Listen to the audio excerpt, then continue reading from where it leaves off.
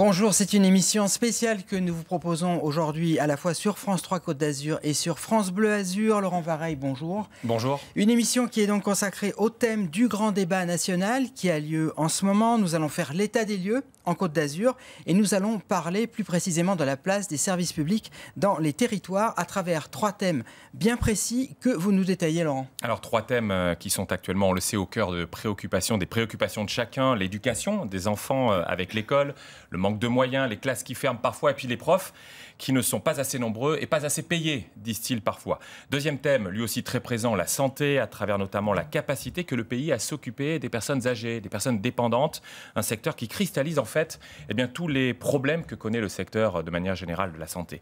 Et puis le troisième thème, il est crucial pour la Côte d'Azur, les déplacements, les transports et notamment le ferroviaire. Et pour aborder tous ces sujets, Henri, les intervenants, des personnes avec nous.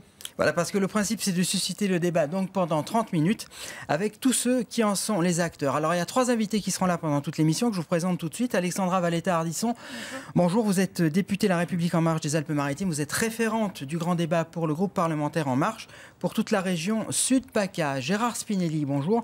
Vous êtes maire de Beau-Soleil et vous avez organisé le premier débat dans les Alpes-Maritimes, c'était le 30 janvier. Et puis Denise Leboeuf, bonjour, vous êtes maire de Lieuge, c'est une petite commune rurale des Alpes-Maritimes. Et puis il y aura 3 autres invités qui vont se relayer pour porter à tour de rôle dans cette émission la parole citoyenne. Nous allons accueillir un cheminot, une aide-soignante et un professeur qui est là, c'est monsieur Jean-Luc Lévenès, bonjour. Bonjour. Vous êtes professeur, vous êtes stylo rouge également, hein. Et on va donc commencer par le premier thème, Laurent, donc celui d'éducation. Voilà, l'éducation, on va dire de l'école au lycée. Les récentes revendications du terrain font souvent état de manque de moyens, d'heures de cours supprimées, on l'a entendu ces derniers jours. Jean-Luc Lévenès, vous faites-vous un constat en tant que professionnel? Il n'y a pas assez de profs. Alors oui, le problème est assez global. Je dirais déjà le métier de professeur devrait être un métier formidable parce qu'on travaille pour la jeunesse, pour l'avenir de la population. Le problème, c'est qu'effectivement, il y a des manques de moyens. Il y a, disons, on peut cerner sur 3 problèmes différents. Le problème, c'est l'accélération des manques de moyens.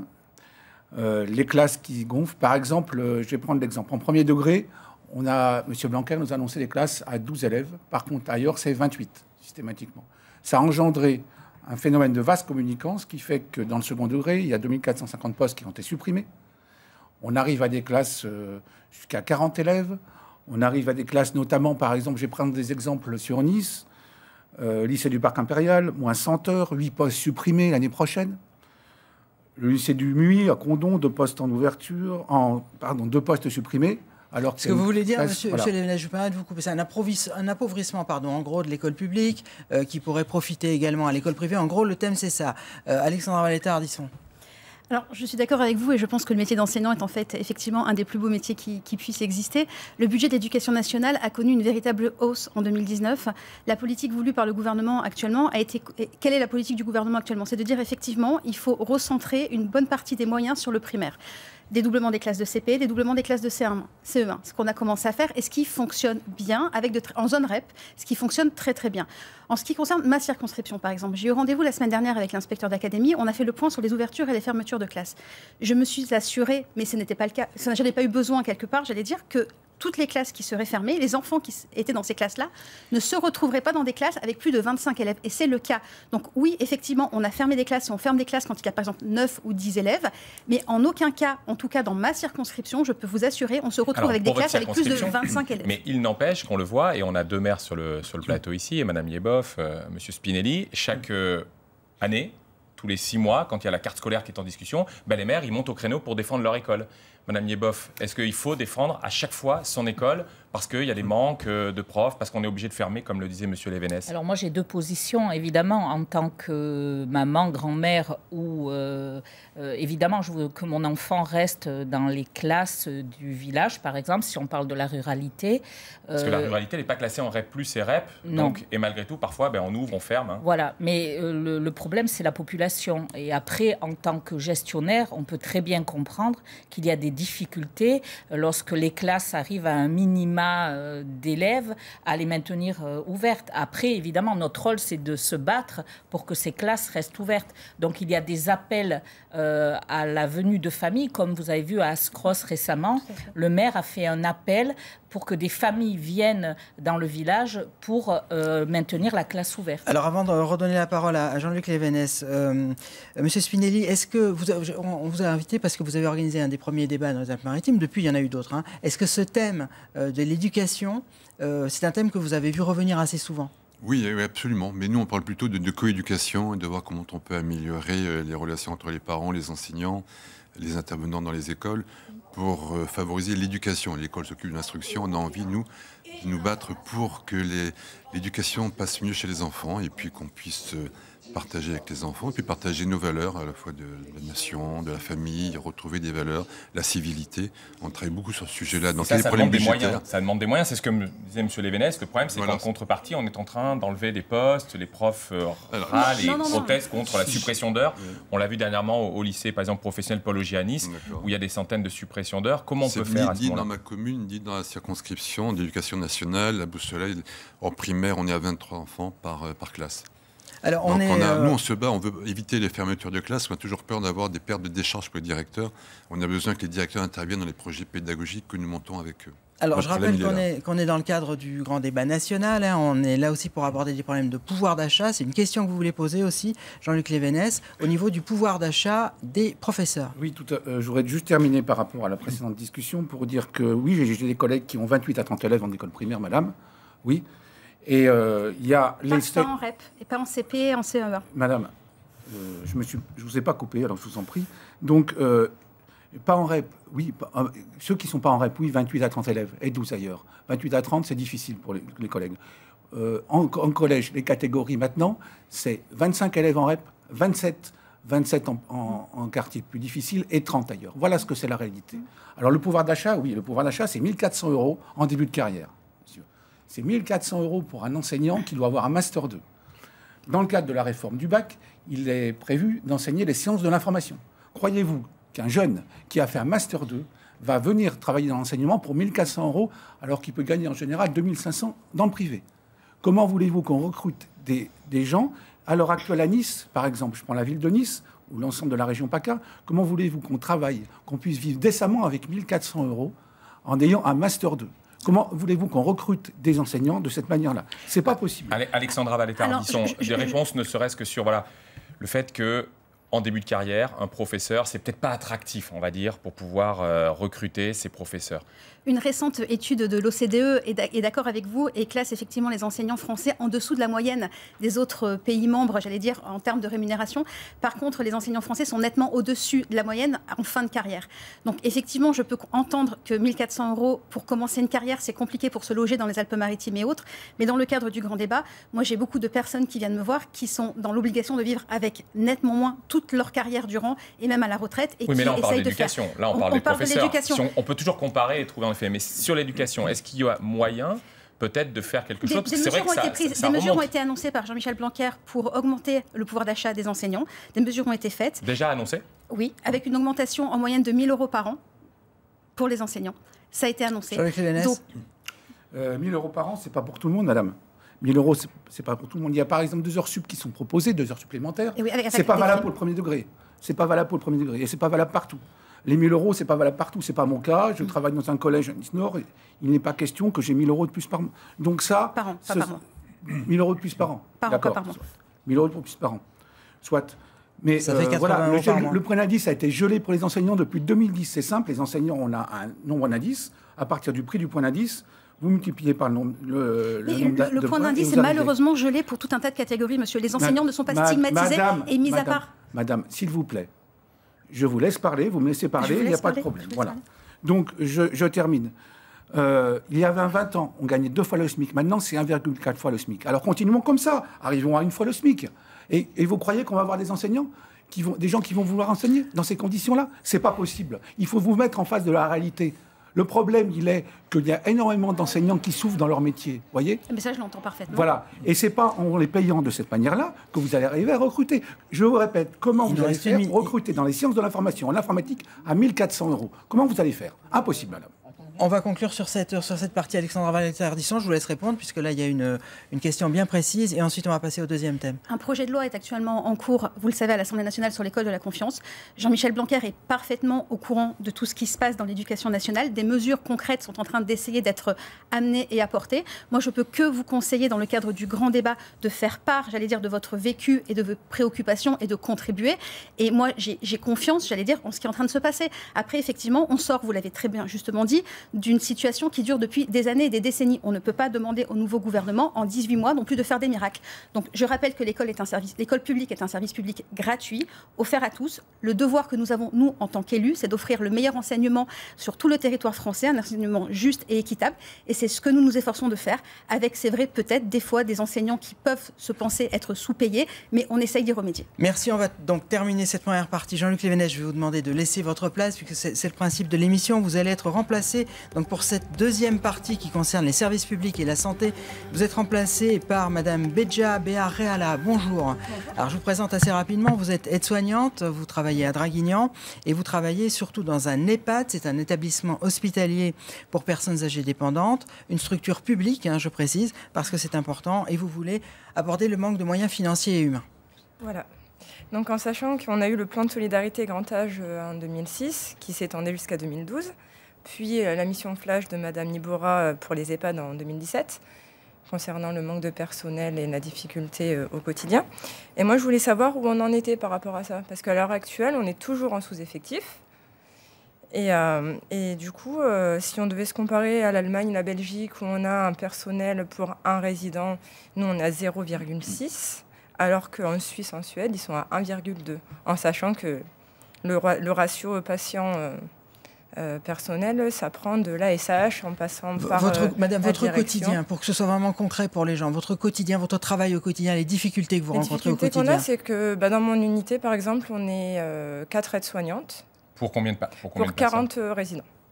Alors, cette dépendance, ces EHPAD en sachant publics, Alexandra Vallet-Ardisson. Je pense que les maires vont avoir aussi à s'exprimer là-dessus. Je vais faire très court du coup, c'est un réel sujet. Et Agnès Buzyn a annoncé une feuille de route très concrète pour l'accompagnement des personnes âgées.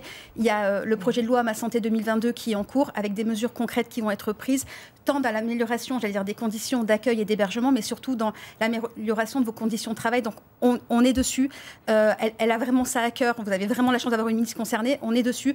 Je ne peux que continuer à vous encourager d'améliorer ce projet de loi en participant et en mettant, j'allais dire, toutes vos contributions dans le cadre du grand débat. Mais on est dessus, sincèrement. Et c'est vraiment un sujet qui tient à cœur à la ministre, le mieux-être des personnes âgées et des accompagnants et des soignants. Si on a pris ce thème pour parler de la santé dans cette émission commune France Bleu et France 3, c'est vrai que les EHPAD souvent cristallisent, on va dire, l'ensemble des problèmes de la santé. Manque de moyens, parfois la rentabilité difficile.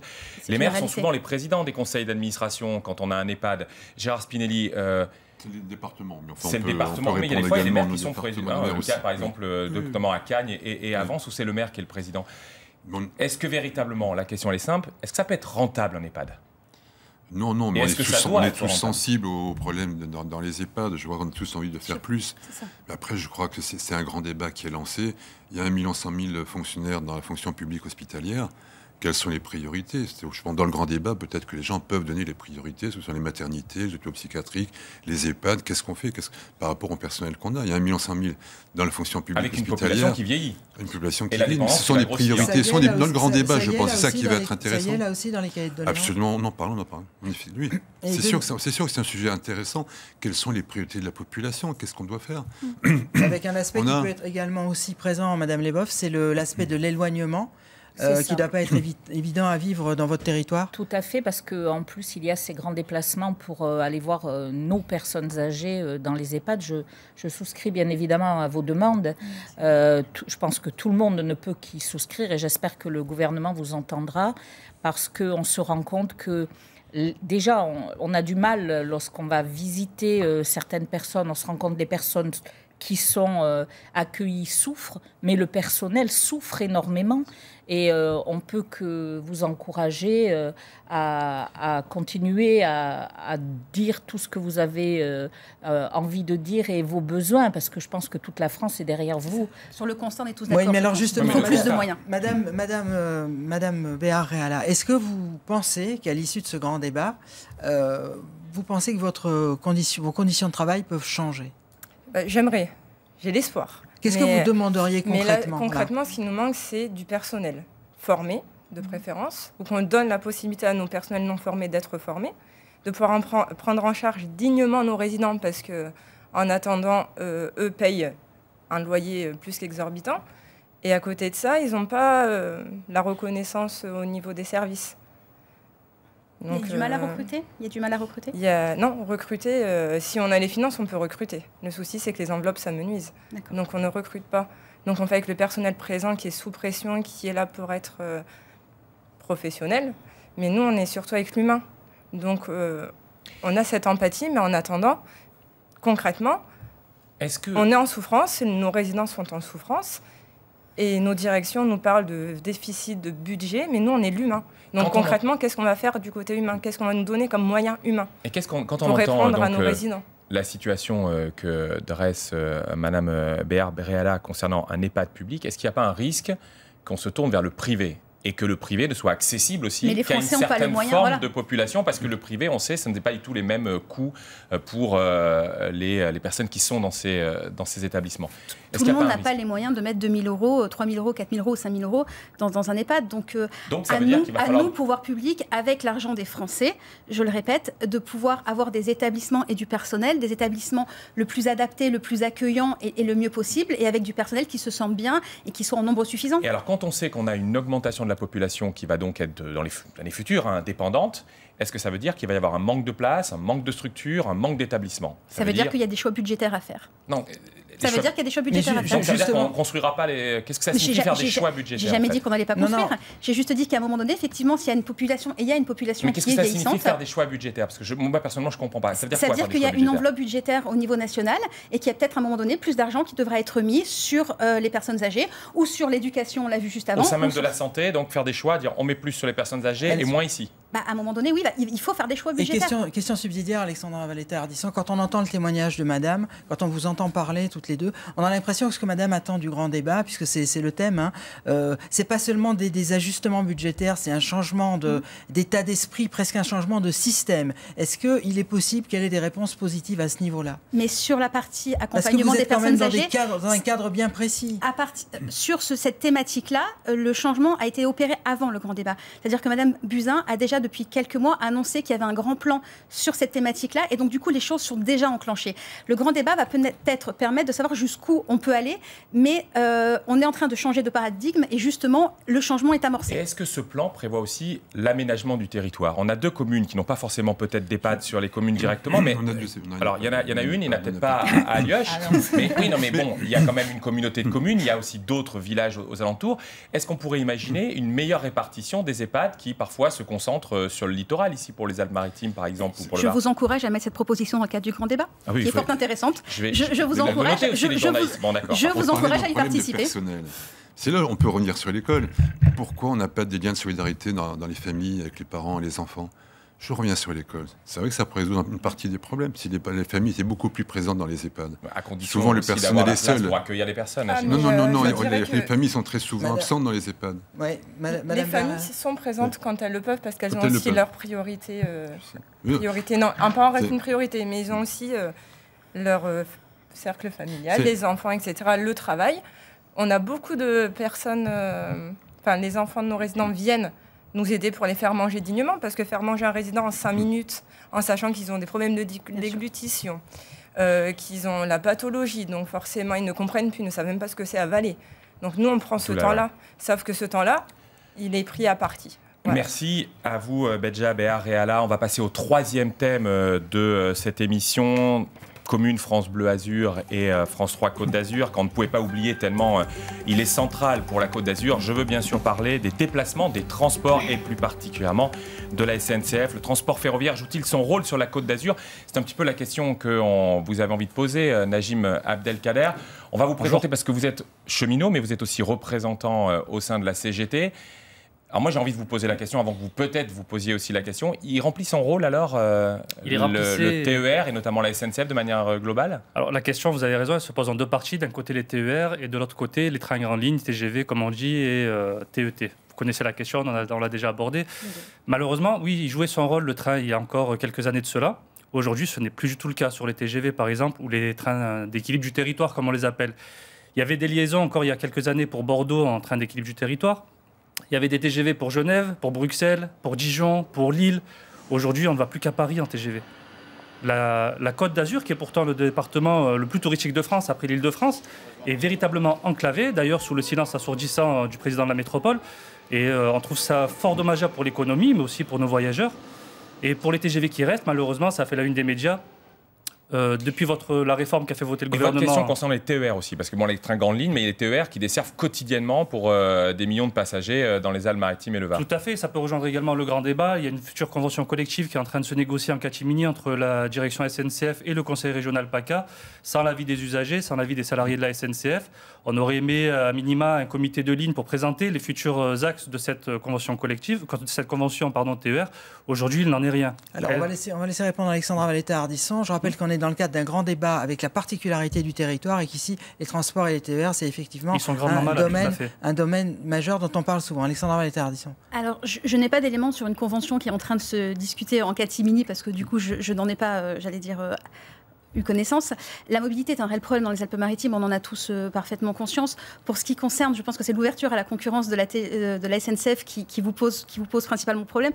À titre personnel, je considère que l'ouverture à la concurrence est une bonne chose et je préférerais que vous le voyiez. Ce n'est pas l'ouverture à la concurrence. Parce que la SNCF peut parfaitement, gagner certains appels d'offres. On a un problème sur les petites lignes. Moi, je l'ai sur ma circonscription par rapport aux petites lignes qui ne sont absolument pas rentables et qui ne le seront jamais. Et on doit s'assurer de leur pérennisation. Et ça, c'est un réel sujet et un réel débat. Et concernant la mobilité, il n'y a pas que la SNCF. On a des problèmes d'embouteillage monstre en centre urbain et périurbain. On a des territoires ruraux qui se retrouvent complètement abandonnés par les services publics où il y a nettement moins de facilité de mobilité avec des rotations beaucoup moindres et donc du coup des territoires qui se désertifient. Donc il y a un réel problème de mobilité dans les Alpes-Maritimes. C'est un sujet qui remonte beaucoup dans le cadre du débat. Je n'ai, à ma connaissance, mais sur tous les grands débats que j'ai faits, j'en ai fait une dizaine depuis qu'on se parle, je n'ai pas eu de sollicitation de contribution par rapport à la SNCF. J'ai eu des problèmes par rapport aux bus, j'ai des problèmes par rapport aux embouteillages, par rapport à Escota, et je n'ai pas eu de remontée par rapport à la SNCF. Alors justement, Madame Denise Leboeuf, on vous a invité parce que vous êtes maire d'une petite commune rurale. Le thème de l'émission, c'est les transports publics, les services publics dans les territoires. Est-ce qu'au niveau des transports, vous avez l'impression d'être, entre guillemets, un petit peu abandonné ? Un petit peu. Pas de train pour aller à Lioche. Non, pour aller à Lioche, c'est certes, de toute manière, dans tous ces villages ruraux, il faut la voiture. On ne peut rien faire pour se déplacer sans la voiture, sans les véhicules, sans la voiture. Mais on a la chance quand même, nous, d'avoir le train d'Épingle. Ce train d'Épingle, par contre, il coûte très cher.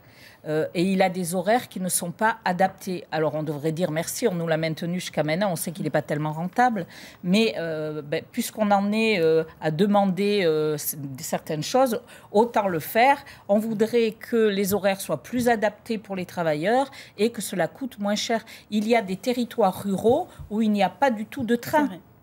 Nous, on a quand même cette chance. On prend la voiture, 10 km après, on a le train, même si rien n'est adapté pour l'instant. Mais voilà, certains territoires, ils n'en ont même pas cette possibilité. Gérard Spinelli, bon, le TER, il passe.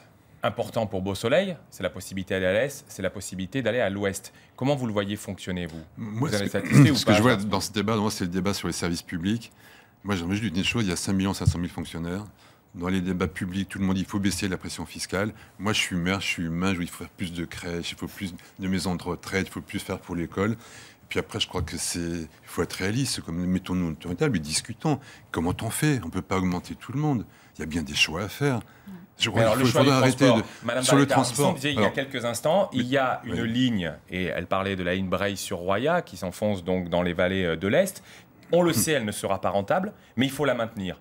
Vous dites, ce TER, il faut le développer. Oui, c'est sûr. Il faut le développer. Mais parlons des services publics en France. Qu'est-ce qu'on fait? Est-ce qu'on veut maintenir tous les services avec le coût qu'on a ou baisser la pression fiscale? Il y a des choix à faire, des priorités à faire. Oui, dans le grand débat, mais pardon, la concurrence SNCF, le problème en tant que maire, la concurrence SNCF, on peut faire baisser les prix, on peut perdre en qualité, on peut perdre en sécurité. Français, exprimez-vous. Est-ce que vous souhaitez faire baisser les prix au risque de perdre de la qualité ou de la sécurité? C'est la question finalement sur le service public. Je vous donne Je vous donne un repère, il reste un peu plus de 3 minutes d'émission. Je voudrais qu'on prenne un exemple très concret. On a beaucoup parlé de TER dans la campagne des régionales, etc. On avait parlé d'un centre de maintenance dans les Alpes-Maritimes. Il ne se fera pas. Est-ce que chaque fois qu'on débat un petit peu comme ça, il y a beaucoup de promesses qui sont faites et qui ne sont pas tenues? Un exemple concret d'ouverture à la concurrence sur notre département, c'est les trains de nuit. La SNCF a lancé un appel d'offres national pour l'ouverture à la concurrence justement des trains de nuit parce qu'elle souhaitait s'en séparer. 0 opérateur ne s'est prononcé. Donc l'ouverture à la concurrence, pour nous, ce n'est pas une solution. C'est dans beaucoup de bouches de la part de la République en marche, des Républicains. Mais il faut bien comprendre que la concurrence ne réglera rien. Et puis les cheminots n'ont pas peur de la concurrence. Les cheminots de la SNCF n'ont pas peur de la concurrence. On est professionnels, on connaît notre métier. La concurrence ne nous fait pas peur. Donc il n'y a pas de problème avec l'ouverture de la concurrence. Il y a un problème structurel, c'est que ça va engendrer forcément un dumping social. Dans un pays où les salariés sont de moins en moins payés, ça va générer une mise en concurrence de ces salariés-là. Chose que la France aujourd'hui n'a pas besoin. Tout ce que demandent nos voyageurs, c'est des trains à l'heure propre au quotidien. Une précision avant de laisser répondre Madame Valetta. Ça nous concerne parce que ça doit être à la fin de l'année, normalement en région PACA. La région PACA souhaite ouvrir à la concurrence assez massivement. Alexandra Valetta, pour le TER. Je ne peux pas me prononcer, comme vous venez de le dire, c'est la région et c'est Renaud Muselier, donc je ne peux pas être le porte-parole de la région. Effectivement, la région PACA a décidé d'être, pas précurseur, mais dans les premières régions de France à mettre en œuvre cette concurrence. Je les laisse faire, je n'ai pas mon mot à dire là-dessus. Ils avaient un choix, ils avaient un délai, décembre 2019 jusqu'en 2022. A priori, la région PACA décide d'être dans les premiers à le mettre en application. C'est leur droit. Gérard Spinelli disait tout à l'heure, d'une manière générale, dans ces problèmes de service public, il va falloir faire des choix. On ne peut pas tout faire, on ne peut pas tout. Est-ce que les arbitrages, ils seront rendus quand? Est-ce que vous êtes confiante? Alors, moi, je suis confiante parce que ce grand débat fonctionne très très bien et marche très très bien également. On a de nombreuses contributions. Donc effectivement, ça remonte. Les Français expriment leurs priorités. Plus d'argent peut-être dans les écoles, les EHPAD. Donc les gens s'expriment. À un moment donné, tout ça va remonter. Et on va voir vers où va la priorité et les préférences des Français. Et c'est à partir de là seulement que les arbitrages seront faits. Denise Leboeuf. Oui, ce qui serait bien, je pense, c'est que le gouvernement sache qu'il y a des élus qui connaissent les territoires, qui sont les maires, qui ont l'air de revenir un peu au centre, parce que le gouvernement a l'air de comprendre qu'enfin, les maires existent et ils devraient s'appuyer sur ceux qui ont la connaissance du territoire et non pas voir la France d'en haut de Paris. Là, je partage pleinement. C'est le cas, par exemple, pour le grand débat. On le voit bien, les gens se tournent vers le maire, Gérard Spinelli, pour faire leurs doléances. Les cahiers de doléances, ils sont en mairie. Sont en mairie, les réunions publiques aussi fonctionnent, il y a du monde qui vient. Ça fonctionne très bien. Moi, juste peut-être une chose, c'est qu'on a l'État, la phrase de Kennedy est merveilleuse, avant de demander ce que l'État peut faire pour nous, qu'est-ce qu'on peut faire pour l'État? C'est ensemble qu'on peut gagner. Il n'y a pas que l'État ou le gouvernement tout seul, il y a la population, les élus tous ensemble. Et une dernière chose, Alexandra Valetta-Ardisson, vous disiez c'est une bonne chose que les maires reviennent au centre du débat. Vous l'avez toujours pensé, ça? Ah, je l'ai pensé depuis le début. Vous l'avez dit au sein de votre groupe, au sein d'En Marche? Je l'ai pensé depuis le début et mes deux collègues qui sont présents connaissent mon attachement. Ah oui. Juré craché, comme on dit. Je peux, sans aucun souci, et j'ai aucune honte là-dessus. Merci, c'est la fin de cette émission, donc comme on vous l'a dit, qui est commune à France Bleu et à France 3 Côte d'Azur. Très bel après-midi.